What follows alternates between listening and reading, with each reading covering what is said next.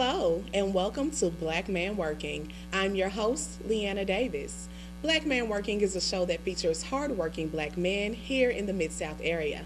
Today's guest is Mr. Raymario Massey. How are you Hey, today, Raymario? I'm doing beautiful. How you doing, Miss I'm doing Davis? pretty good. Thank you so much for being a guest on my show. Yes, ma'am. It's a pleasure. Great. Now, if you don't mind, we're going to jump straight into the show. All right. Tell me about yourself. Well, as you said, my name is Raymario Massey. I am a young black entrepreneur, if you will. Definitely can't just put it in a box because I create so many avenues to try to get revenue. What were some of your past jobs? Oh man, that's a beautiful question right there. I maybe worked at a warehouse or two, before I went to college in 2006. I can recall coming home from college and working at Kroger, if you will. Didn't last long. Why not? Well, I guess me coming from um, a boss type of situation, because my dad owns barbershops, right? So I've always seen ownership, and I guess maybe authority might have been a factor too. You know what I'm saying? I might have a little bit problem with authority, and I kind of like to make my own schedule, if you will. I So feel you. it never worked out, and then the fact that maybe me having to be too much of a people's person sometimes probably doesn't work out either. Yeah.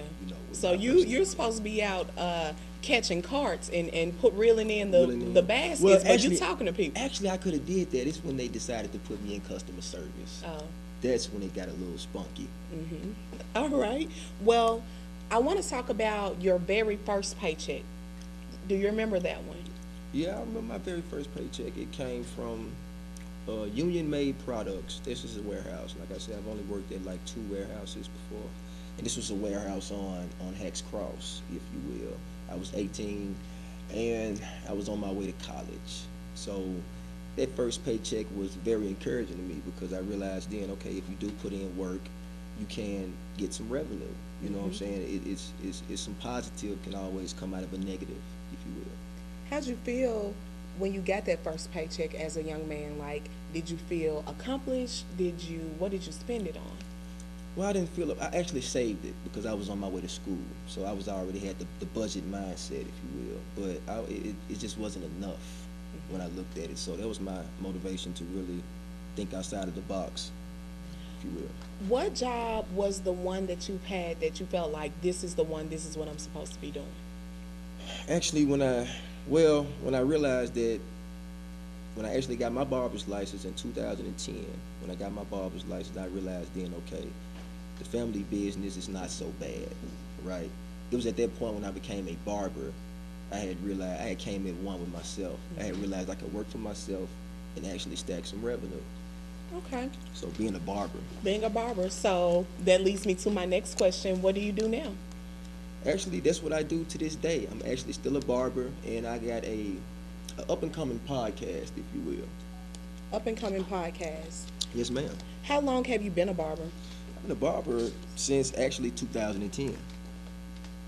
What are some of Legit. a legit Yeah. barber? So you was a kitchen barber Yes, before. ma'am. Kitchen magician. We all were kitchen magicians, if you will. Kitchen magicians. Mhm. What are some of the challenges that you face at work? So in your barbershop business, what type of challenges? Well, it's basically just dealing with the public. That's the biggest challenge. You're dealing with people's appearance, if you will. So everybody is very picky. But then you get some people who sit in your chair that just really want to look nice. They're not so picky. They just want a decent service. But just dealing with the public is definitely probably one of the biggest issues in the barber game because you just have those picky clients. Clients. So are they picky as far as prices, as far as the way you line them up, as All of far that. as how low, how high? Everything goes with it. It's like if you tell them your price, then all of a sudden they may think that it's too much, and then all of a sudden they just want to give you a hard time just because they feel like you're overcharging them, if you will. So it's just dealing with the general public in barbering is crazy. So you have to be a people's person. Have you ever had to put someone out in the middle of a haircut? Never, because I'm too professional for that. It's either like you're gonna deal with the service, you receive your service, be professional about it, or I'm not gonna even give you the service at all because we don't have to actually, we can deny the service, Yes. if you will, and that's before we even start the service. See, client consulting is very serious, and people don't even understand that. Usually, they just hop in the chair. Oh, what do you want? Okay, there's bam, bam, boom. No, it's way more. You have to feel a person out. I kind of like to feel my clients out a little bit before I even turn the clippers on. Okay, so with your client consulting, are you just, asking them regular questions, Yeah, pretty much like, what's your name? If I haven't properly introduced myself, you know what I'm saying? What type of service would you be acquiring today? Things of that nature. How much you want off the top? Things of that nature. So, just client consulting, trying to see what type of person the client actually is. Yes. What about the other barbers that are at work? Have you had any confrontation between different barbers, or what's that, booth rent? Booth rent, if you will. Yeah, well, I don't too much have any problem with that. We're a team, you know what I'm saying? I can truly say that at my barbershop, And shout out to E. Massey's Barbershop, and shout out to M-Town. Definitely the E. Massey Corporation is definitely spreading our wings, if you will. So pretty much I'm following in my father's footsteps. So with that being said, I'm practicing ownership, and with that being said, I take the responsibility of paying for my space. Yes. Understand that, so because I know I'm the heir to the throne. So with that being said, I don't want to try to single myself out because me being the son of the boss, it comes with a lot of conspiracy, Yeah. if you will. Yeah, so I just try to keep it all on the smooth playing field. Grass on the infield. Ray Massey likes to play ball. All right. Ray Massey likes to play ball. Unfortunately, it's time for us to take a break. You stay right there. Stay in that chair. We'll be right back on Black Man Working. Jessica, we need to leave right now. I need to get something. Dance recitals are so boring. There's a meaning no one knows. Wait until we set So, free. what's the empty suitcase for? The grand prize trophy. Duh.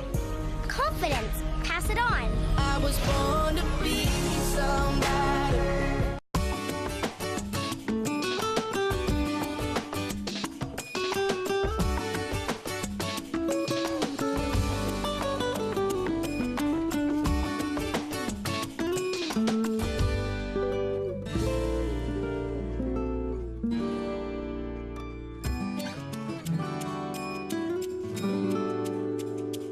Sharing. Pass it on. A message from the Foundation for a Better Life. TTEN. And we're back on Black Man Working. I'm your host, Leanna Davis. Today's guest is Mr. Raymario Massey. He is the heir of the E. Massey Barbershop franchise. Yes. So Raymario, before we went to break, I asked you a lot about what you do now and your past jobs. And now I'm actually going to switch gears and get all up in your business. But before I do that, I want to know what motivates you to work. Well, just the fact that I got a 3-year-old son, all right, and he is the world to me. You know what I'm saying? That's Jarrell Ladarius Massey. That is my prince. You know what I'm saying? And he definitely gives that's the motivation. Because like my father, he laid the yellow brick road. All right, he left me something. I have to step up to the plate and be able to lead my son some also. Yes. You know what I'm saying? So with that being said, that's the motivation right there. That's that motivates great. me. Now I'm going to switch gears. I want to talk about women in the workplace. All right. All right. So with more women in the workplace, do you find yourself being approached by women often? That definitely is. See, me being such a people's person, yes, ma'am, most definitely. And not to toot my own horn because I know I'm not an unattractive guy, if you will. So, I dress nice and things of that nature. So that goes along with the persona, because I want to pull in a lot of women in the barbershop. Like I need to be cutting their hair, I need to be arching their eyebrows, I need to be giving them roller sets, I need to be shampooing your hair. So with that being said, yes, ma'am, it definitely turns up 10 notches, if you will, in the barbershop. Have you ever dated a woman where you worked or one of the clients of the barbershop? No, ma'am, never. I learned that at an early age. That's why I say I thank God for having a father in my life, and he definitely geared me in the right way to go, you know. So he definitely always told me don't ever miss business with pleasure, especially in the barber shop. It never adds up. Now, have you viewed any mixing of the Yes. business and the pleasure? Yes. What was Yes. that experience Whew, how like, about or a had blow you? up? Oh, It wow. was a dynamite Tell us session. about it. All right. Well, let's just say a coworker of mine was dating another coworker of mine in the barber and beauty salon, and before you know it, I guess things went sour. And you know, the fact that you have to see this person every day, and we all know about beauty shop and barber shop talk, it gets gritty. All right, and before you know it, I guess the temperature gets to rising, and things boil over the top. So Wow. basically, it was just a whole blown up situation in the shop, and we had to orchestrate that thing before things got out of hand. Now, before things got out of hand and I guess infected the entire barbershop, because I know people were picking sides at that point. Kind of, sorta, but really, when you know what's going on, and then you kind of already kind of knew how it was gonna play out because you're seeing the tea brewing. All right. So with that being said, yeah, you just try to basically control the situation as much as you can and try to keep it professional. Good. Keep it professional. Tell me, what do you think about black women making more money than black men? Well, that's a good question, and a lot of us black men today, I don't know why we act like we're inferior to the supreme black woman, you know, and we shouldn't be inferior to the black woman that's making a lot of money. I don't know what dude wants a bum for a woman, you know what I'm saying? So with that being said, that should be motivation for us men to get off of our butts and become men. All right, step up to the plate and find your soulmate, man, because women now are on top of things. All right, you can't get over on women. Women are so independent nowadays, Miss Davis. They act like they really don't even need men, Yeah. if you will. Yeah. So Well, you know, I'm a hardworking, very hardworking black woman, and you know, I wouldn't say that I don't need a man. Okay. Because I Let's do. get into it. All Let's right. talk about it. However, you know, I won't depend on a man to be my financial support. I come from a household where we work. Mama taught us we work no matter what. I saw my mama with 3 jobs. I actually told my mama she worked too much, where she dropped the job so that she can be involved with me in high school.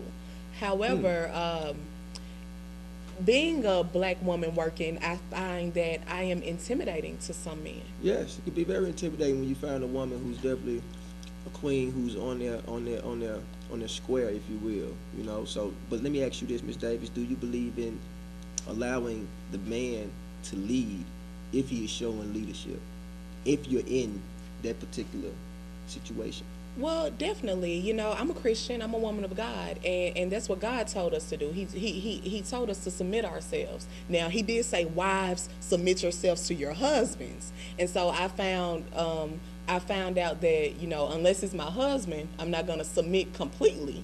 However, if we're together and you're bringing in the money and you want to be the leader, I'll fall back and let you lead. That's never been a problem. I feel like the best leaders were followers first. You got to know how to follow before you lead. Those are facts. Exactly. Those are facts. So before you decided to take on the franchise, and I guess it was passed down to you. Give it. But let's think about that job at Kroger. We talked about one of the reasons why you left, but I want to know what made your bosses hire you. Well, shout out to Mr. Stokes, if you will. You know what I'm saying? You're probably familiar with Mr. Yes, Stokes. I You know what I'm him. saying? He's a Kroger fanatic, all right? So I think he's running a few Krogers now on the general level, more corporate level. So it was basically like, you know, I needed a job. I was fresh home from school, and I really wasn't feeling the barber thing. And I'm just like, I ain't gonna barber. Watch my dad do something. I'm like, I'm trying to get, you know, another route. But he helped me out, and that was the motivation. My friend's father said he had a spot for me, and he took care of me. It just so happened I messed it up, being a hard-headed young black man. Young black man. Well, real quick, because we're going to have to take a break soon, but I want to know, where do you see yourself in the next 5 years? The next 5, I actually see myself owning the barber shop, and I see me working for a syndicated internet radio station. I like that. I like that. Call me. Seriously. Leanna Davis. All right, everyone. We're going to have to take a break, and when we come back, Raymario is going to talk to you. You right there. He's going to talk to you and give you some words of encouragement in order to get out and work. We'll be right back on Black Man Working. They say I'm a bad kid. Or a charity case. A troublemaker. Worthless. There are more than 3 million children in America's child protection and justice systems. Kids who have been abused, neglected, traumatized. Kids who act out. The worst cases you can imagine. They say I'm messed up. A drain on society. Just a stupid mistake. For their safety and others, some of these children have to be removed from their homes. Separated from their families, they're at the mercy of an overwhelmed system. I don't think I'm a lost cause. I'm just a kid. Youth Villages believes that no child is a lost cause, not a single one, because a stable, loving family can help any child succeed. And we have an 80% success rate that proves doing whatever it takes for children is the only thing that works. If you agree, find out how you can help at youthvillages.org.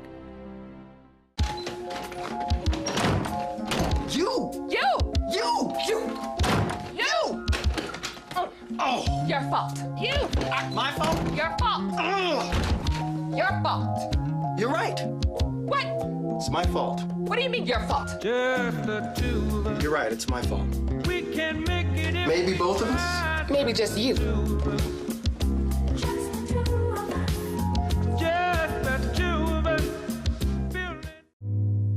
TTEN.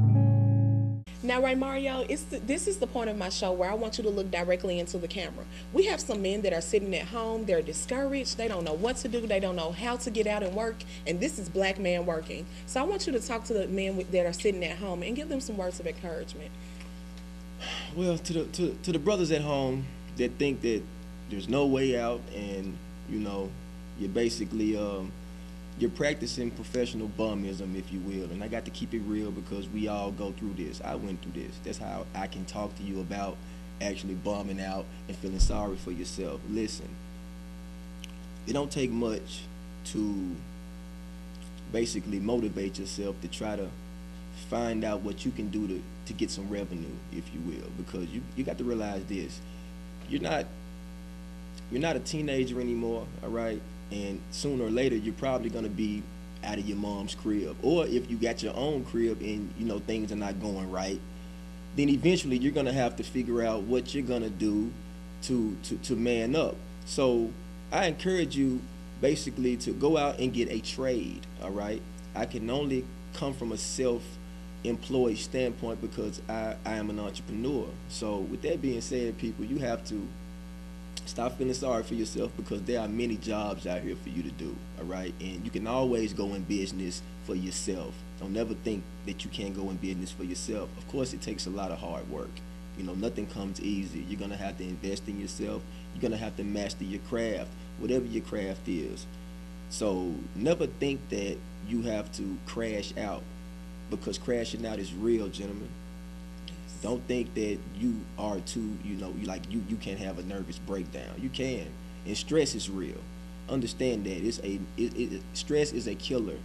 So with that being said, man, look, it's never the ending point. Don't never think there's no way out. You can always go get a trade and go in business for yourself. Yes. Seriously.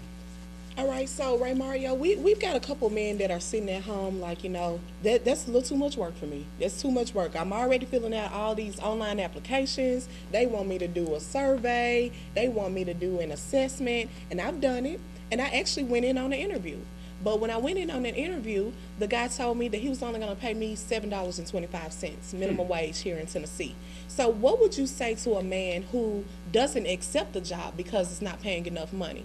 It all goes back to the trade situation. Now you got to start thinking outside the box. We got to start thinking about self-empowerment. We got to start thinking about the unity of community, if you will. And that starts with self. It starts with us building a union. It starts with us buying back our streets. It starts with us. So with that being said, yeah, that $7 is a smack in your face, brother. And if you really feel like some kind of way about a corporate job and working your way up the ladder, that's when you need to start thinking about entrepreneurship, trade, self-employment. Start thinking about yourself and building your own empire. And when you build your tribe, trust me, they will follow. And it starts from the ground up. Do you feel pressure to perform better than any other race? Well, since I'm figuring out who I am and who we are as a culture, as a people, I know we reign supreme. So with that being said, it's that God-like figure in myself, you know what I'm saying, that always lets me know that I am superior. So no, I don't feel like no type of way like that I got to do, because I know my star is definitely gonna shine. All of our stars in here are gonna shine. The kings and queens in here, yes, trust me. Our ancestors speak through us all the time. We just have to listen. We discussed your dad and your son earlier as being motivations for you to work. Who are some other people, whether they're celebrities or just local people that you know, who are some other people who influenced you to get out and work? Well, to be honest, just as far as music, you know, I take it on a music level. And a lot of people may think that, they always just be like, well, oh, he's nothing but a pothead. But, you know, I kind of really, I digs Wiz Khalifa's whole movement, you know what I'm saying? And the fact that, you know, he's all for the legalization of medicinal marijuana, because everybody has a particular description, if you will, about the plant. But I know that the plant is curing over 40 diseases, and I could run numbers and names all day with it, and it's actually helping people who actually need it with medical conditions. We just have to get more educated about the plant.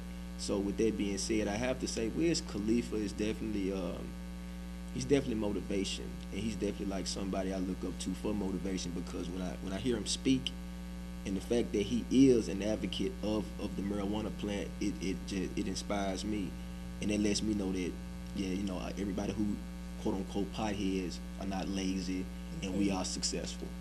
Great. Now, the years are flying by, and so is technology. Technology is evolving as well. And I can remember my first cell phone. It was a flip phone. It was about this thick. It was a Cricket audio box. And I remember, I mean, the only thing I could really do on it was take pictures. You know, I couldn't go on the internet or anything. And so the young people of today, the younger generations, that's all they know. All they know is that handheld device. What are some other skills and tools that these young people need to have in order to make it in this world? They need to start doing mind reps.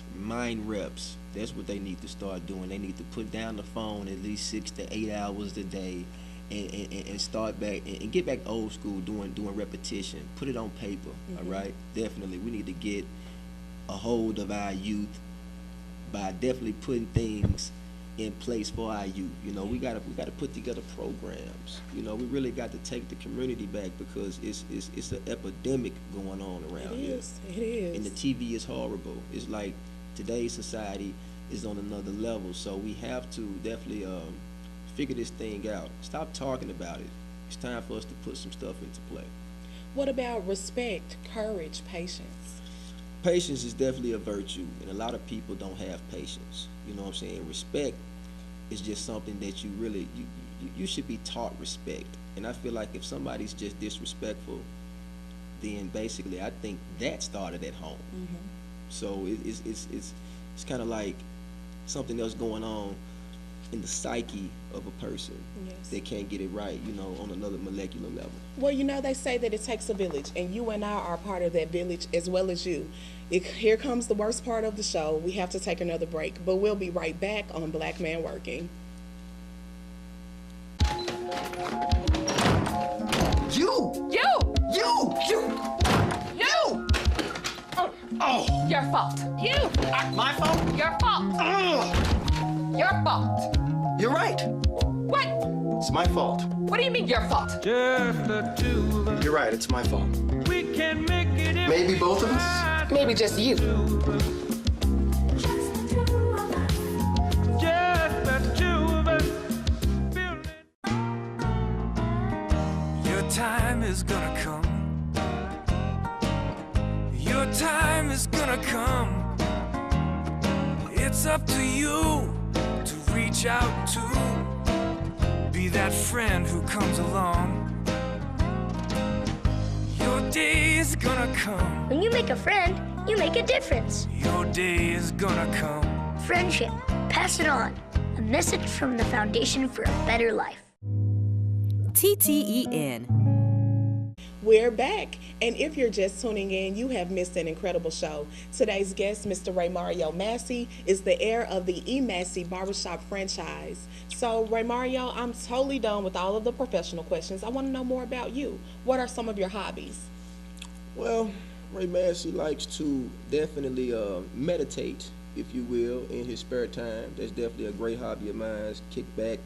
You know, I stimulate, definitely an advocate of the plant, if you will, so I definitely like to stimulate my mind and meditate and try to, you know, raise my vibrations, if you will. Mm-hmm. What's your relationship status? Are you single? Are you married? Do you have kids? Yeah, I definitely got a son, only got one child, you know, and I'm definitely, yes ma'am, I do have a beautiful lady in my life. All right, that's great. Hey, beautiful lady. So, do you have any final words or thoughts or shout-outs that you want to make right now? Well, yes, definitely. Listen, Ray Massey has a podcast, the most controversial and opinionated internet radio show on the south side of the map, all right? We just cannot subject this show to Memphis. Nonetheless, the interstate shoots me up the interstate, 50 states wide, all right? Now, you can reach me each and every Monday.